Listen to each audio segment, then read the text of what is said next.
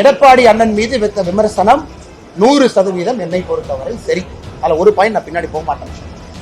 நீங்கெல்லாம் அப்படியே சொல்லலாம், டெய்லி ஒரு முன்னாள் அமைச்சர் வந்து என்னை திட்டலாம், தற்குறின்னு சொல்லலாம், படிப்புக்கு போனா கொச்சைப்படுத்தலாம், நான் செய்யக்கூடிய வேலையை கொச்சப்படுத்தலாம், ஆட்டை வெட்டலாம், இதெல்லாம் பண்ணுவீங்க. நான் அப்படியே உட்கார்ந்து அப்படியே கையை கட்டிக்கிட்டு, அண்ணன் சாரிங்கண்ணே, உங்களுக்கு 40 வயசு அனுபவம் இருக்கு, சாரிங்கண்ணே எனக்கு 3 வருஷம் தான் இருக்கு சொல்றதுக்காக நான் வரல சார். பதில் சொன்னா பதிலடி இருக்கு. அப்படித்தான் பத்திரிகை நண்பர்களுக்கு நான் பிஹேவ் பண்ணேன். 3 ஆண்டுக்கு முன்னாடி 10 ஆண்டு நான் காவல்துறையில இருந்து அதையே பார்க்க மறுக்கிறீங்க. 10 ஆண்டு காவல்துறையில எத்தனை அரசியல்வாதிகள் குப்பை கொட்டி இருப்பேன். 70 வயசுக்கு மேல சில தலைவர்கள் டை அடிச்சுட்டு இளைஞன் நினைச்சுக்கிறாங்க. இன்னைக்கு இருக்கக்கூடிய முன்னாள் அமைச்சர்கள் டை அடிச்சா இளைஞன் நினைச்சுக்கிறாங்க. இளைஞன் டை அடிக்கிறது பேச்சுல, செயல்ல, வீரத்துல, ஆற்றல்ல. 53 வயது 54 வயது வச்சுக்கிட்டு டிஷர்ட் போட்டுட்டு இளைஞர், 50 வயசுல திமுக இளைஞரணி தலைவர், 73 வயசு இருந்தவர் 8 ஆண்டுகளுக்கு முன்பு வரை 65 வயசு இருந்தவரை இளைஞரணி தலைவர். அவங்களுக்கு சொல்ல வேண்டாம், பிரதமர் அவர்கள் இளைஞர் தான் உள்ளத்தை. இவங்க சொல்ற அதே லாஜிக். அதனால இன்னைக்கு பிரதமருடைய செயல்பாடுகளை நீங்க விமர்சனம் பண்ணுங்க. கை நடுங்குதா, கால் நடுங்குதா, விமானத்தில் ஏறும்போது தப்பி தப்பி ஏறாரா, குட்டின கண்ணை பார்த்து பேசுறாரா, காலை பார்த்து பேசுறாரா. அதிமுக அமைச்சர்கள் இன்னைக்கு ஐயா முய்யோ நேற்று வந்து கும்பிடுறாங்க, உருவமையை தொலாய் எரிக்கிறாங்க. அவங்க எங்க போனாங்க இத்தனை நாளா?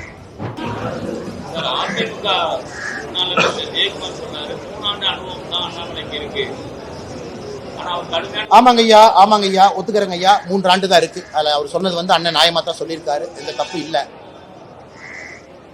ஒரு 100 மீட்டர் ரேஸ்ல அண்ணன் ஜெயக்குமாரன் என்ன சொல்லுவாருன்னா, எனக்கு 75 வயசு ஆயிடுச்சு, 50 வயசு அனுபவம் இருக்கு, ஒலிம்பிக்ஸ்ல நீ அனுப்புங்கன்னு சொல்லுவாரா? 100 மீட்டர் ரேஸ்ல யாரு ஓடணுமோ அவங்க தானே 100 மீட்டர் ரேஸ்ல ஓடணும். 3 ஆண்டு அனுபவம் இருக்கிறவங்க தான் 100 மீட்டர் ரேஸ்ல ஓடணும். ஜெயக்குமார் அண்ணன் வாதம் எப்படி இருக்குன்னா, அரசியல்ல வயசாயிடுச்சுங்கிறதுக்காக ஒலிம்பிக்ஸ் அனுப்ப முடியுமா? இன்னைக்கு தமிழகத்துல இளைஞர்களுடைய குரல் 40% வாக்காளர்கள் என்னுடைய வயசுல கீழே இருக்கிறாங்க. அவங்க வயசுல 20% வாக்காளர்கள் கூட இல்ல. சிந்தனை மாறிடுச்சு. இன்னைக்கு இளைஞன் அரசியலை வேற மாதிரி பாக்குறான், அரசியல் வேற மாதிரி இருக்கணும்னு நினைக்கிறாங்க. அதனால இன்னைக்கு அனுபவம் தான் அரசியல்ல பெருசுன்னு அனுபவத்தை கொண்டு போனாங்கன்னா, இந்தியால 37 வயசு இருக்கக்கூடிய நிதின் காமத் ஒரு பில்லியனரா இருக்கார், $3.6 பில்லியன் ஃபோர்ப்ஸ் மேகசின்ல. அவரை போய் எனக்கு அனுபவம் குறைவுப்பா, எப்படி நீ $3.6 பில்லியன் வாங்கின, அந்த சொத்தை கொண்டே இன்னொருத்தர் கூட சொல்ல முடியுமா? ஆனால் இந்த வாதத்தை நான் மறுக்கிறேன். சொன்ன கருத்துல நியாயம் இருக்கலாம். அவருக்கு 3 ஆண்டு இருக்கு, எங்களுக்கு 30 ஆண்டு இருக்கு. அப்படி 3 ஆண்டுக்கு முன்னாடி 10 ஆண்டு நான் காவல்துறையில இருந்து அதையே பார்க்க மறுக்கிறீங்க. 10 ஆண்டு காவல்துறையில எத்தனை அரசியல்வாதிகள் குப்பை கொட்டி இருப்பேன், எத்தனை பேருக்கு அரசியல்வாதியை டீப்பா பார்த்திருப்பேன், அதையே மறுக்கிறீங்க. அதற்கு முன்பு இன்ஜினியரிங் 4 ஆண்டு படிச்சிருக்கேன், அதுவும் மக்களோட இருந்து தான், அதையே மறுக்கிறீங்க.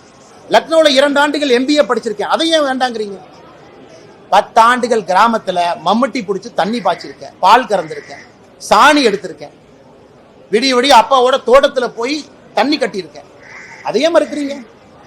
அதுவும் அனுபவம் தானே. 10-15 ஆண்டுகள் விவசாயியாக இருந்திருக்கின்றேன், மாணவனாக இருந்திருக்கின்றேன், காவல்துறை அதிகாரியாக இருந்திருக்கின்றேன். இவ்வளவு செஞ்சிருக்கு. இதெல்லாம் அனுபவம் இல்லை. அரசியல்லாம் கிளை தலைவரா ஒரு வெள்ளை வேட்டியை கட்டிக்கிட்டு வெள்ளை சட்டையை போட்டுக்கிட்டு கும்பிடு போட்டுக்கிட்டு அப்படியே எலெக்ஷனுக்கு பணம் கொடுத்தா தான் அரசியல்வாதியா? அது அவருடைய பாணியில் அரசியல்வாதியாக இருந்த அனுபவம் என்றால் இது இல்லைன்னு நான் சொல்றேன். ஆனால் அவர் ஓட்டப்பந்தயத்துக்கு போவாரா? நாளைக்கு மோடி ஐயாக்கு ஃபோன் பண்ணி, அண்ணன் எங்க தலைவர் 70 வயசு ஆயிடுச்சு, பொதுச் செயலாளர், அவருக்கு வந்து அரசியல் அனுபவம் தமிழ்நாட்டில் அதிகண்ணே, அதனால் 100 மீட்டர் ஓட்டப்பந்தயத்துக்கு அனுப்புன்னு சொல்ல முடியுமா? அனுபவம் எங்க தேவையோ அனுபவம் இருக்கலாம். இன்னைக்கு உலகத்தில் இருக்கக்கூடிய தலைவர்களை பாருங்க. ஜேவியர் மேலி, அர்ஜென்டினா, வயசு என்னங்கண்ணா? இதுக்கு முன்னாடி ரிஷி சுனக் இருந்தாங்க, வயசு என்னன்னா? உலகம் முழுவதும் இருக்கக்கூடிய தலைவர்கள் பாருங்க. இட்டலியில பாருங்க, வயசு என்ன?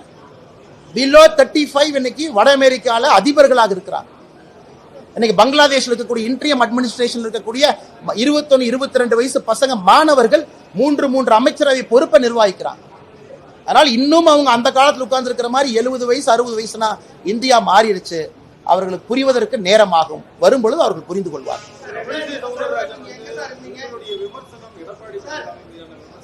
அண்ணே வந்துட்டேங்க ஐயா சார், வந்துட்டேன். இதை கேள்வி முடிச்சோன்னே வந்துட்டேன் சார்.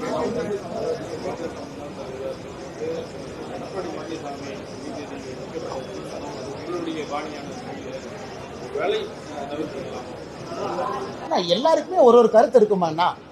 எடப்பாடி அண்ணன் மீது வைத்த விமர்சனம் 100% என்னை பொறுத்தவரை சரி. அதுல ஒரு பாயிண்ட் நான் பின்னாடி போக மாட்டேன். நீங்கெல்லாம் அப்படியே சொல்லலாம், டெய்லி ஒரு முன்னாள் அமைச்சர் வந்து என்னை திட்டலாம், தற்குறின்னு சொல்லலாம், படிப்புக்கு போனா கொச்சைப்படுத்தலாம், நான் செய்யக்கூடிய வேலையை கொச்சப்படுத்தலாம், ஆட்டை வெட்டலாம், இதெல்லாம் பண்ணுவீங்க. நான் அப்படியே உட்காந்து அப்படியே கையை கட்டிக்கிட்டு, அண்ணன் சாரிங்க அண்ணே, உங்களுக்கு 40 வயசு அனுபவம் இருக்கு, சாரிங்க அண்ணே, எனக்கு 3 வருஷம் தான் இருக்கு சொல்றதுக்காக நான் வரல சார். அது உட்கட்சியாக இருந்தாலும் சரி, வெளிக்கட்சியாக இருந்தாலும் சரி, என் பாணி மாறாது. நான் இங்கே வந்திருப்பது அரசியல் மாற்றத்திற்காக. நான் தலைவரான பிறகு நகர்வுல மட்டும் நீங்க பாருங்க, இந்த கட்சி எங்கெல்லாம் போயிருக்கு. தனியா உள்ளாட்சி தேர்தல், தனியா லோக்சபா தேர்தல், தனியா தான் நிக்கிறோம். ஏன் கட்சி வளரணும். அதனால் எல்லா தலைவர்களுக்கும் மதிப்பளிக்கிற முக்கியமான மூத்த தலைவர்கள் அறிவுரை ஏத்துக்கிறேன். ஆனா சில விஷயத்துல நமக்குன்னு பாலிடிக்ஸ்ல ஓன் ஸ்டைல் இருக்கும். நம்ம எல்லாத்தையும் காப்பிடிக்க ஆரம்பிச்சோம்னா எந்த வழியில போறோம்னே தெரியாம இங்கே மாட்டிக்கும். அவர்களுடைய கையை காலை பிடிச்சு பதவிக்கு வந்தா அண்ணன் எடப்பாடி பழனிசாமி அவர்கள் சொன்னாங்க. அப்ப இன்னைக்கு பேசக்கூடிய தலைவர்கள் எங்க போனாங்க? அந்த தலைவர்கள் பேசியிருக்கலாமே. கையை காலை பிடித்து வந்தார். என்னது வேலை செய்யாம உழைக்காம வந்தன. விடிய விடிய படிச்சது எனக்கு தெரியுமா? விடிய விடிய பால் கறந்தது எனக்கு தெரியுமல்ல? விடிய விடிய எங்க அப்பாவோட மம்முட்டி பிடிச்ச கை என்ன காப்பு கச்சிருக்கு பாருங்க, 20 வருஷம் ஆனால் அது எனக்கு தெரியுமல்ல? அதனால இது அது கேட்க வரல. பதில் சொன்னா பதிலடி இருக்கும். அப்படித்தான் பத்திரிகை நண்பர்களுக்கு நான் பிஹேவ் பண்ணேன். கேள்வி கேட்டா பதில், எப்பாச்சும் நோ கமெண்ட், சாரி, ப்ளீஸ். எனக்கு தவிர்க்க தெரியும். அது மக்களை ஏமாத்துற வேலை. என் உள்ளத்தில் இருக்கிறத நான் பேசல, எதுக்கு நான் அரசியல்வாதியா இருக்கும்? Sorry, no comment, next day பாத்துக்கலாம், சாரி நண்பரை. எப்ப நான் பேசியிருக்கேன்? எந்த கேள்வி எதை பற்றி கேட்டாலும் பதில் சொல்றேனே. அது தப்பா சரியா எனக்கு தெரியாது. நான் காலம்தான் முடிவு பண்ணேன். அதனால அண்ணன் எடப்பாடி பழனிசாமி அவர்கள் என்ன பேசுறாங்க? அதிமுகவுடைய அமைச்சர்கள் நீ கையா முய்யோ நேற்று வந்து கும்பிடுறாங்க. உருவபொம்மையை தொலாய் எரிக்கிறாங்க. அவங்கள எங்க போனாங்க? இத்தனை ஆபாசமா நீங்க பேசுவீங்க. நான் திரும்ப அதே பாணியில் நான் பேசினா கோவம் வந்துடும். ஏன் கோவம் வருது? சரி, 70 வயசு இருக்கக்கூடியவர் சொல்றாரு அரசியல் அனுபவம் எங்களுக்கு இருக்குன்னு. ஜெயக்குமார் என்ன சொல்றாரு? 70 வயசு இருக்கக்கூடிய மனிதர் எடப்பாடி என்ன பேசின பேச்சு சரியா? 39 வயசு அண்ணாமலையை விடுங்க. 70 வயசு எடப்பாடி பழனிசாமி அவர்கள் பேசினது சரியா? அதுக்கு ஜெயக்குமார் என்ன விளக்கம் கொடுக்கும்? கையக்கால பிடிச்சு ஒரு தேசிய கட்சியினுடைய மாநில தலைவர் எப்படி நான் பிஹேவ் பண்ணிட்டு இருக்கேன்? கையக்கால பிடிச்சு அப்படியே அரசியல் பண்ணிட்டு இருக்கேன். கர்நாடகால பிஜேபி அரசாக இருந்தாலும் உண்ணாவிரதம் நடக்குது. மத்திய பிரதேசனுடைய முதலமைச்சர் பிஜேபியை சார்ந்தாலும் ரிசீவ் பண்ண போறது. தமிழகத்தை முதன்மைப்படுத்தி அரசியல் செய்து கொண்டிருக்கின்றேன் ஒரு தேசிய கட்சி. எதற்கு? தமிழக மக்களுக்கு அந்த அரசியலை விரும்புறாங்க, அதை எதிர்பார்க்கிறாங்க. காங்கிரஸ் போல நாமும் இருக்கக்கூடாதுன்னு நினைக்கிறாங்க. ஆனால் இவர்கள் இந்த கையோ முய்யோன்னு கத்துறதெல்லாம் விட்டுட்டு, அதிமுகவினுடைய தலைவர் இன்னைக்கு என்ன ஆகி போச்சுன்னா, 70 வயசுக்கு மேல சில தலைவர்கள் டை அடிச்சுட்டு இளைஞன் நினைச்சுக்கிறாங்க. இன்னைக்கு இருக்கக்கூடிய முன்னாள் அமைச்சர்கள் டை அடிச்சா இளைஞன் நினைச்சுக்கிறாங்க. இளைஞன் டை அடிக்கிறது இல்லை, பேச்சுல, செயல்ல, வீரத்துல, ஆற்றல்ல, மக்கள்கிட்ட பேசக்கூடியதுல இருக்கோ தவிர டை அடிக்கிறதுல இளைஞர் பண்பு கிடையாது. மறுபடியும் சொல்லிக்கிறேன், பேசுறீங்கன்னா திரும்ப பேசுங்க. இன்னைக்கு இது போன்ற அநாகரிகமான அரசியல் நீங்க நினைச்சீங்கன்னா போறதுக்கு எனக்கு விருப்பம் கிடையாது. நான் இங்கே வந்திருப்பது மாற்றம். நல்ல விஷயத்தை பேசுவோம், வேலை வாய்ப்பை பத்தி பேசுவோம், நீர் மேலாண்மை பத்தி பேசுவோம், சட்டம் ஒழுங்கை பத்தி பேசுவோம். பேசுறதுக்கு என்னைய விடுங்க. அதுக்கு வாங்க போட்டி போட்டு பேசுவோம். உங்களுக்கு என்ன விஷன் ஃபார் தமிழ்நாடு, பிஜேபிக்கு என்ன விஷன் ஃபார் தமிழ்நாடு பேசுவோம். மக்கள் மன்றத்தில் வைப்போம். தமிழ்நாட்டில் எந்த ஆட்சி வந்தால் வேகமாக ஊழல் இல்லாத ஒரு சமுதாயத்தை உருவாக்குவோம். நீங்களும் சொல்லுங்க, நாங்களும் சொல்லுவோம், டிபேட்டுக்கு வருவோம். அதை விட்டுட்டு நான் பழைய பஞ்சாங்கத்தை தூங்கி 1960, 70, 80 பேசிட்டு. அதனால் என்னை பொறுத்தவரை நியாயமா இருக்கணும்னு நினைக்கிறேங்கன்னா அந்த பக்கமும் அந்த நியாயமும் நேர்மை இருக்கும். இளைஞர்கள் அரசியலுக்கு வர வேண்டும் சொல்றது பிரதமருக்கு பொருந்துமா? அவரும் ஒரு மூத்த தலைவராக தான் இந்தியாவில் 15 ஆண்டுகளாக அண்ணா, பிரதமருடைய விருப்பமே இளைஞர்கள் எல்லா இடத்துக்கும் வரணும். இப்பதான் வர்றாங்க. இத்தனை காலமா இருந்தவர்கள் 53 வயசு ராகுல் காந்தி இளைஞர்னு சொல்ற அளவுக்கு மோசமா போயிடுச்சு. ஸ்டாலின் ஐயா இளைஞரணி தலைவர் எத்தனை வருஷம் வரைக்கும்? உதயநிதி ஸ்டாலின் அண்ணா வயசு 50, இளைஞரணி தலைவரா? எங்க கட்சியில 35 வயசுக்கு மேல ஒரு நாளா இருந்தா இளைஞரணி தலைவர் விட மாட்டேன். பிஜேபியில 35th year 1 day extra out, வேற பதவிக்கு போங்க. இளைஞர்களுக்கு வாய்ப்பு. அதை 3 வருடமா கடைபிடிக்கின்றோம். அதனால இவங்க எங்களுக்கு பாடம் எடுக்க வேண்டாம். 53 வயது 54 வயது வச்சுக்கிட்டு டிஷர்ட் போட்டுட்டு இளைஞர், 50 வயசுல திமுக இளைஞரணி தலைவர், 73 வயசு இருந்தவர் 8 ஆண்டுகளுக்கு முன்பு வரை 65 வயசு இருந்தவரை இளைஞரணி தலைவர். அவங்க எங்களுக்கு சொல்ல வேண்டாம். பிரதமருக்கு தெரியும் இன்னைக்கு இளைஞர்கள் வந்தாதான் படிப்படியா பஞ்சாயத்துல எம்எல்ஏவாக, எம்பிகளாக பல பொறுப்புகள் அவங்க வர முடியும். இன்னைக்கு பிரதமர் விருப்பப்படுறாங்க. இளைஞர்கள் அரசியலுக்கு வர வேண்டிய நேரம். இங்க இருக்கிறவங்க எல்லாமே அடைச்சி வச்சுட்டாங்களே, எந்த இளைஞர்களுக்கு வாய்ப்பு கொடுக்கலையே. பிரதமர் கொடுப்பதற்கு உதாரணம், நான் பிரதமர்லாம் நான் எப்படி அரசியலுக்கு வந்திருப்பேன்? எந்த கட்சி 37 வயசுல ஒருத்தனுக்கு மாநில பொறுப்பு கொடுத்திருக்கு? பிரதமர் தானே கொடுத்தாங்க.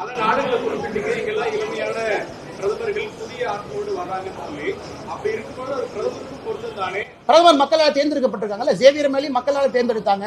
பிரதமருக்கு 23 கோடி பேர் ஓட்டு போட்டிருக்காங்க பிரதமராக வர வேண்டும் என்று. அண்ணா நல்லா நான் சொல்றது நல்லா தெரிஞ்சுக்கங்க. பிரதமர் அவர்கள் இளைஞர் தான் உள்ளத்தில். இவங்க சொல்ற அதே லாஜிக். எனக்கு ஏன்னா 50 வயசுல இளைஞரணி தலைவர்னு சொல்றாங்க. எங்க பிரதமர் வந்து பிஜேபியோட இளைஞரணி தலைவர்லாம் கிடையாது. அவர் பிரதமர் இளைஞரணி தலைவர் தேஜஸ்வி சூர்யா தம்பி இருக்காரு. அதனால இன்னைக்கு பிரதமருடைய செயல்பாடுகளை நீங்க விமர்சனம் பண்ணுங்க. கை நடுங்குதா, கால் நடுங்குதா, விமானத்தில் ஏறும்போது தப்பி ஏறாரா, புட்டின கண்ணை பார்த்து பேசுறாரா, காலை பார்த்து பேசுறாரா, உக்ரைன் பிரதமருக்கு கை கொடுக்கும் போது ஷேக் எப்படி இருக்கு, பிரதமருடைய பார்வை சிங்க பார்வை. நான் சொல்றதுன்னா இதுல பேசுவோம். நான் சொல்றது பிரதமர் இன்னைக்கு வாங்கினா அண்ணாமலையை போன்ற இளைஞனை கொண்டு வந்திருக்காங்க. இங்க இருக்கக்கூடிய இளைஞர்களை கொண்டு வந்திருக்காங்க. எம்பிக்கள் இன்னைக்கு யங்கஸ்ட் பொலிட்டிக்கல் பார்ட்டி பிஜேபி என ஏகப்பட்ட எம்பி இருக்காங்க. ஒரே நேரத்தில் அந்த கட்சி அவ்வளவு இளைஞர்களை திணிக்குது. கீழிருந்து மேல வரணும். இந்த டெமோக்ரஸியில் எப்ப வருவீங்க சொல்லுங்க. சாரி என்ன அவர்கிட்ட போயிட்டு வந்தேன். அப்புறம் 2019 போலீஸ்காரா இருந்து சார்.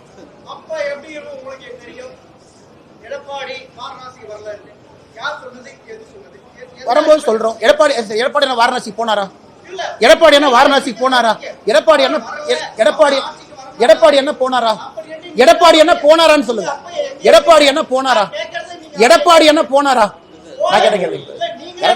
வர்றாங்க பண்றாங்க. அண்ணே, எடப்பாடி அண்ணன் வாரணாசிக்கு போகவில்லை என்கின்ற உண்மை எல்லோருக்கும் தெரியும். நான் அரசியலுக்கு வந்த பிறகு எடப்பாடி அவர்கள் ஏன் போகவில்லை என்பதும் எனக்கு தெரியும். போகவில்லை என்பதற்கான காரணம் என்ன சொன்னாங்க அப்படிங்கறது நான் சொல்லிட்டேன். இதுக்கு மேல உங்களுக்கு என்ன கிளாரிஃபை பண்ண? அண்ணாமலை வந்து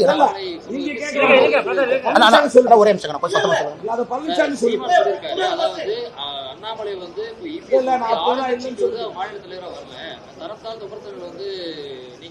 சீமான் அண்ணன் வந்து சொல்லியிருக்காரு. நீங்க கேக்குறீங்க சீமான் அண்ணன் பத்தி. சீமான் அண்ணன் சொல்ல கருத்தை நான் சொல்றேன். எடப்பாடி ஒரு அடிமை. ஏன்பா எடப்பாடிக்கு எல்லாமா பயப்படுவீங்க? அவர் பதவி விட்டு இறங்கினா பக்கத்து வீட்டுக்காரனை எடப்பாடியை மதிக்க மாட்டான். சீமான் அண்ணன் சொன்னாரா இல்லையா? அந்த வீடியோ நான் விட்டுமானே. இதெல்லாம் நம்மகிட்ட பேசக்கூடாது. அதனால அறிவுரை சொல்லுங்க, கேட்டுக்கிறோம். எல்லாருக்கும் உரிமை இருக்கு. சீமான் அண்ணன் வந்து எனக்கு பிடிக்கும், அதெல்லாம் வேற. சீமான் அண்ணன் இந்த வார்த்தையை சொன்னாரா? எடப்பாடி ஒரு அடிமை. அடிமைக்கெல்லாம்பா பயப்படுவீங்க? 6 மாசத்துல பதவியிலிருந்து எடப்பாடி வெளியே வந்துட்டா பக்கத்து வீட்டுக்காரன் கூட மதிக்க மாட்டான். அது தரம் இல்லை. அது நல்ல தரம் இருக்கக்கூடிய ஒரு சொல். அதனால அது வேண்டாங்கன்னா அப்ப நான் பேச ஆரம்பிச்சு அது வேற மாதிரி ஒரு லைனா போகும்.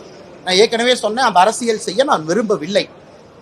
அவர்கள் சொன்னாங்க கைய காலை பிடிச்சி வந்தேன், உழைக்காம வந்தேன்னு சொன்னாங்க. பதில் கொடுக்க வேண்டியது என் தர்மம். என் சேருக்கு அந்த மரியாதை இருக்கு.